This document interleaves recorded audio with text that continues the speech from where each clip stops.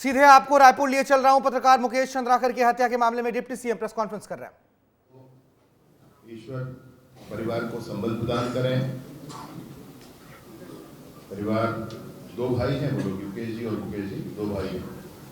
मैं नियमित रूप से लगभग सुबह जैसे ही चाय शेविंग करते समय, ब्रश करते समय बस्तर जंक्शन लगा कर रखता था, क्योंकि वो बहुत अंदर तक जाकर के नक्सलियों से और इंटरव्यू करके आया करते थे।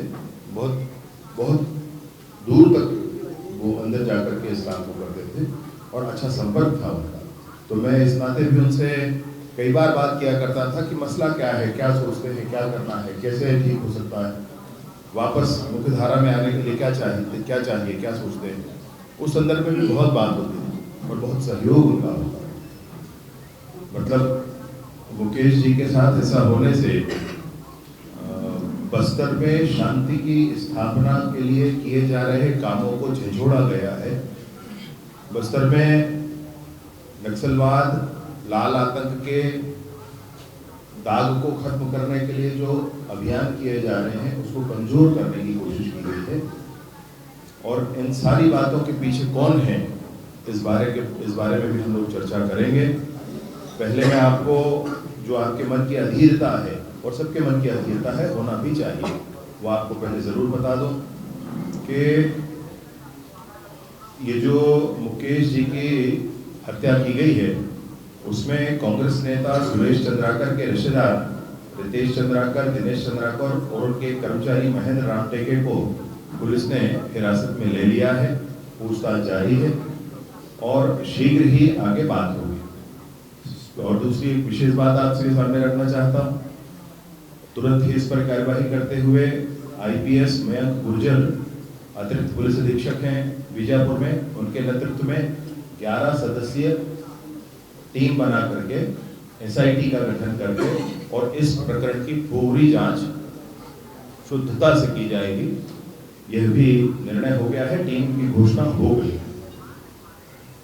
इसमें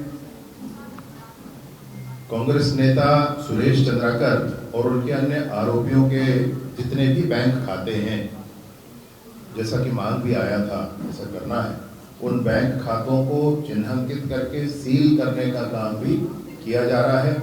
और विगत 4 घंटों में कांग्रेस नेता सुरेश चंद्राकर के 3 बैंक खातों को होल्ड भी कर लिया गया। यह भी प्रक्रिया आगे की गई।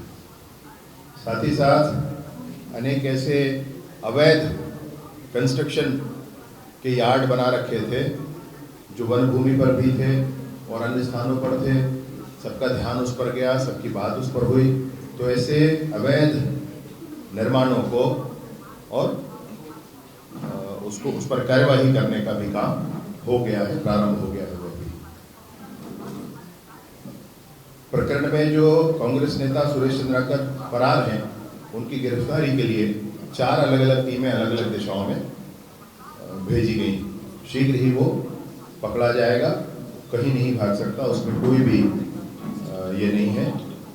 और पूरी कोशिश करके इस पूरे प्रकरण में पुलिस 3-4 हफ्तों में, गिरफ्तारी के उपरांत 3-4 हफ्तों में चालान भी पुटअप हम कर देंगे। स्पीडी ट्रायल के लिए पूरी कोशिश करेंगे। और अब किसी को फांसी होती है या कोर्ट क्या सजा देती है, ये कोर्ट का निर्णय होता है। उसमें ना आप कुछ कह सकते ना मैं कुछ कह सकता, परंतु स्पीडी ट्रायल करा करके और 3 से 4 हफ्ते के अंदर चालान भी पुटअप करके, जांच की प्रक्रिया पूर्ण करके, चालान पुटअप करके न्यायालय से आग्रह करेंगे कि शीघ्र ही इसमें पूर्ण सजा दी जाए, ताकि समाज में संतोष हो सके, सबके मन को संतोष हो सके। मैं आपके सामने ये जरूर बताना चाहता हूं कि जो कांग्रेस नेता सुरेश चंद्राकर है, जो हत्या का मुख्य सरगना है, वो फिर से कांग्रेस का प्रदेश का पदाधिकारी है और इसकी नियुक्ति भी ये की गई है। अभी अगर कांग्रेस के नेता कहते हैं कि हमारे साथ फोटो है तो हम क्या करेंगे, फोटो तो किसी के साथ किसी का भी हो सकता है, मैं भी मानता हूँ, मैंने भी कहा है कि मेरा भी या माननीय मुख्यमंत्री जी के साथ किसी का फोटो है तो ये देखकर न समझा जाए कि करीबी हैं, हम भी मानते हैं, लेकिन इसको झुठलाएंगे आप। तो कांग्रेस ने अगर उसको इसमें जिले का प्रभारी बनाया है और ये अक्टूबर 2023 में एक घोषणा हुई है, तो इसको झुठलाया नहीं जा सकता। इसमें कोई मैं सोचता हूँ कि नहीं कह सकता इस बात को कि जबरदस्ती कुछ कहा जा रहा है। तो कांग्रेस के लोग, कांग्रेस के नेता लगातार इन सारी बातों में संलिप्त हैं। और इतनी ही नहीं, मैं आपको और अनेक बातें बताना चाहता हूं कि कांग्रेस के नेता मतलब इस तरह से व्यवहार कर रहे हैं, ऐसा हो गया है मानो पूरे छत्तीसगढ़ में उनको कैसे भी करके ये स्थापित करना है कि विष्णुदेव जी की सरकार में अपराध कहीं ज्यादा हो रहे हैं, ऐसा स्थापित करने की कोशिश है।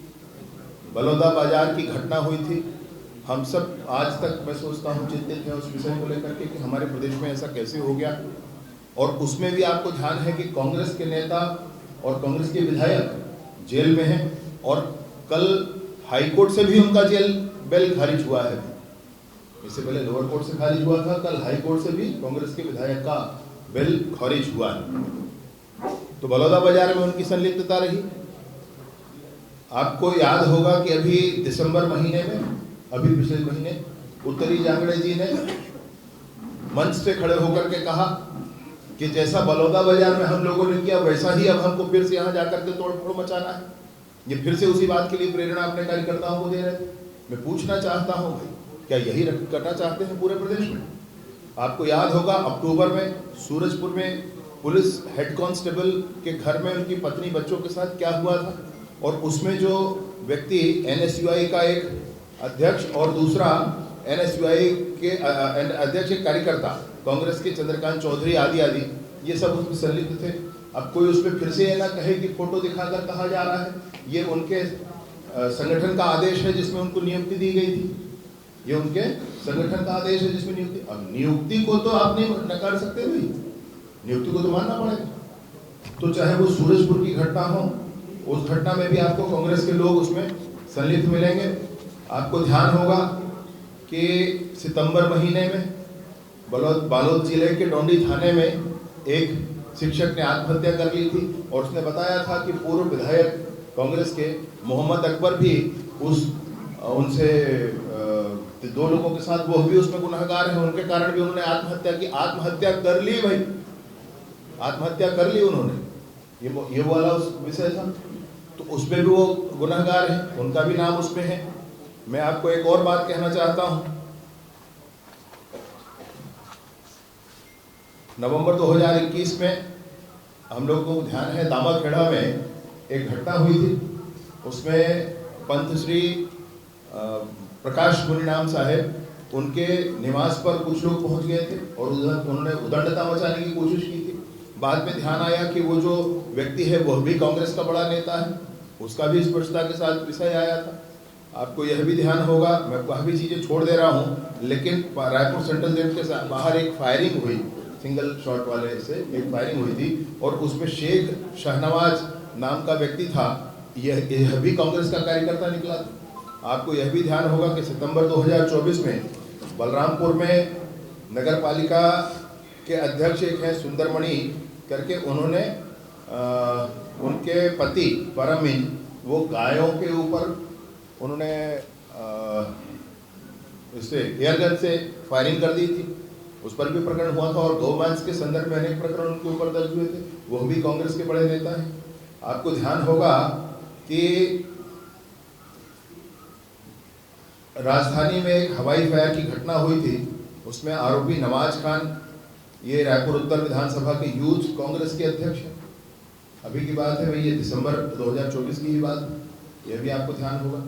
अंतागढ़ में युवा कांग्रेस के प्रदेश सचिव सुप्रकाश ने दुष्कर्म किया और वो जेल के अंदर है, उस पर कार्यवाही हुई, FIR कराया गया। आपको यह भी याद होगा कि NSCI के संयुक्त महासचिव हैं जिन्होंने 20 वर्षीय छात्रा के साथ दुष्कर्म किया, वो जेल में है।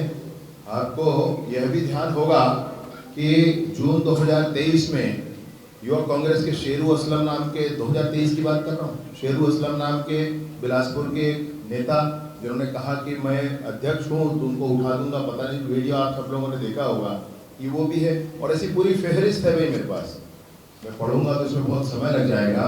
मैं निसंदेह ये कहना चाहता हूँ कि कांग्रेस के लोग संलिप्त हैं इसमें, और मैं बिल्कुल ये नहीं कह रहा हूँ कि हर एक कांग्रेस का नेता अपराधी है, परंतु मैं ये समझना चाहता हूँ कि हर एक अपराध में कांग्रेस क्यों आ रहा है सामने, हर एक अपराध में कांग्रेस कैसे सामने आ रहा है, क्या योजनाबद्ध ढंग से किया जा रहा है?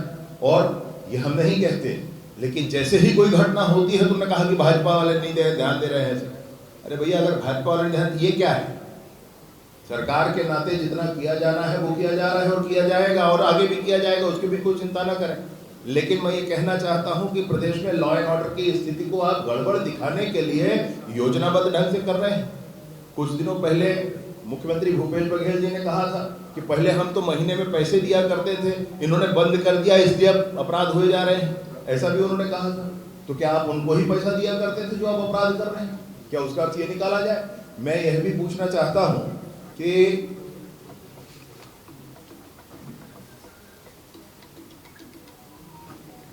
जितनी भी बातें यहाँ हम सबके बीच में आई हैं, एक प्रकरण जिसको लेकर के हमारे हम सब के प्रिय मुकेश जी ने विषय उठाया था, ये विषय आया था 25 दिसंबर को एनडीटीवी में ये प्रसारण आया था।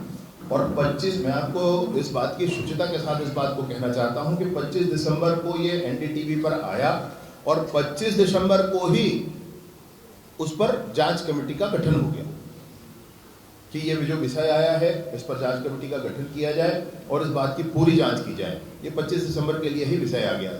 25 दिसंबर से पीडब्ल्यूडी मिनिस्टर साहब ने, अरुण साहू जी ने जांच समिति का गठन कर दिया और उस विषय का जांच कराया जा रहा है। ये घटना तो और बात की है अभी की, तो 1 तारीख 2 तारीख 1 तारीख के रात की घटना है, जो कि 25 दिसंबर से ही जांच समिति का गठन उस पर कर दिया गया।